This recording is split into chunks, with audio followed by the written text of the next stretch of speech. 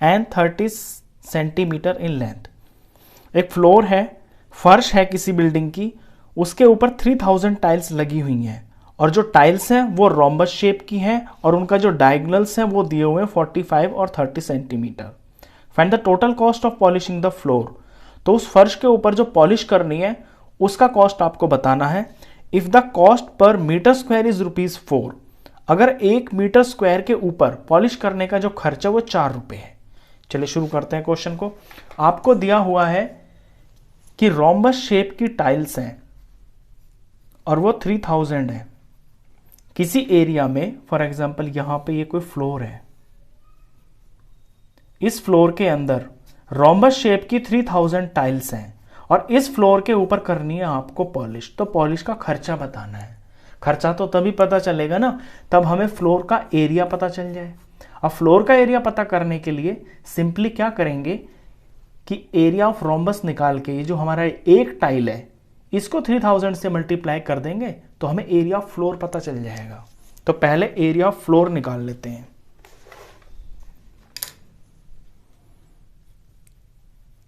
Area of floor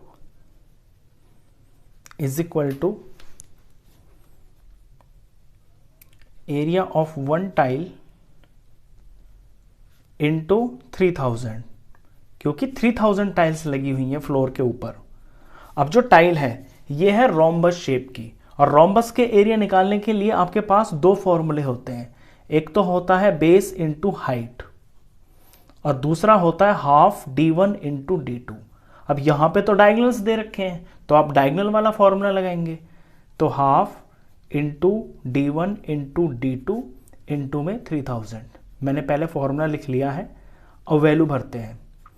तो diagonal 1, एक diagonal है इसके अंदर 45 सेंटीमीटर का और दूसरा जो डायगोनल है वो है 30 सेंटीमीटर का,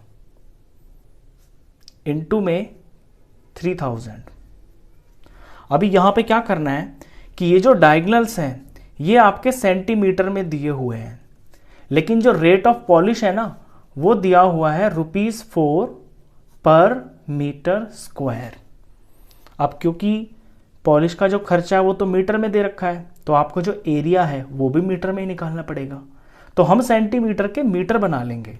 यहाँ पे 45 सेंटीमीटर है, सेंटीमीटर को मीटर बनाने के लिए सिंपली 100 से डिवाइड कर देते हैं क्योंकि 100 सेंटीमीटर में 1 मीटर होता है। तो अब ये मीटर बन गया।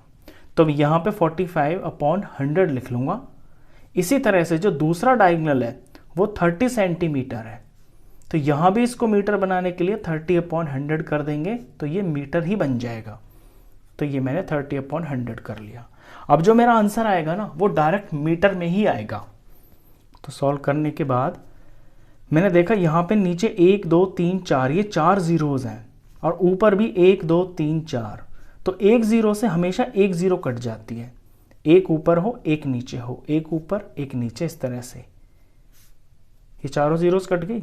ऊपर ऊपर नंबर बनता है 45 इंटू 3 इंटू 3 यानी 45 9। 45 हो गया, 3 3 9। तो इसको 9 से मैं मल्टीप्लाई कर देता हूँ। 9 से मल्टीप्लाई करेंगे तो 9 5 45 और ये 4 36 और 4 40, 405 अपॉन में ये 2। इसे डिवाइड करते हैं, 2 से डिवाइड करना पड़ेगा। 405 को 2 से डिवाइड किया तो ये आया 2 2 4 और फिर ये 0 आ गया, 0 0 ऊपर से 5 आया, फिर ये 2 पे, ये 5 का 4 आ गया नीचे, 2 2 4, ये 1 पॉइंट लगा के यहाँ पे 0 लगा लेंगे और यहाँ पे 5। तो 202.5 और एरिया निकल रहा है तो ये मीटर में है और मीटर का स्क्वायर। अब एरिया तो आ गया, अब बस सिंपली इसको रेट से मल्टीप्लाई कर देंगे तो कॉस्ट ऑफ पॉलिश आ जाएगी। तो cost of polishing is equal to area multiply rate. Area है 202.5 मीटर का स्क्वायर और रेट दिया हुआ है ₹4 पर मीटर स्क्वायर। ये पर का निशान होता है, मतलब पर मतलब बटा। अब मीटर स्क्वायर लिखा हुआ है खाली, कहीं कहीं पे आपके ऐसे क्वेश्चंस भी आते हैं पर 100 मीटर स्क्वायर, तो वहां पे नीचे 100 लिख देते हैं। यहां तो सिर्फ मीटर स्क्वायर ही है ना, यानी 1 मीटर स्क्वायर का रेट है ये 4 रुपये। तो मीटर स्क्वायर से तो मीटर स्क्वायर कट जाएगा, और यहां पे 202.5 की मल्टीप्लाई 4 से की जाएगी। 202.5 4 से मल्टीप्लाई करते हैं, 4 5 ज़ा 20 का 2, 4 2 ज़ा 8, 9 10, 0 और ये 1, 4 0 ज़ा 0 और ये 1, और 4 2 ज़ा 8। अब क्योंकि पॉइंट के बाद एक नंबर है तो आंसर में भी एक नंबर छोड़कर पॉइंट लगेगा। 810 बन गए, तो ₹810।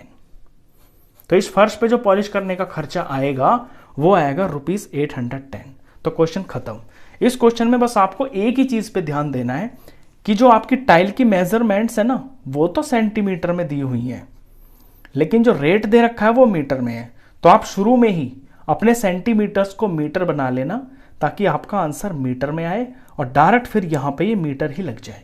तो इस वीडियो में बस इतना ही। नेक्स्ट क्वेश्चन के लिए मिलते हैं फिर नेक्स्ट वीडियो में, तब तक के लिए गुड बाय।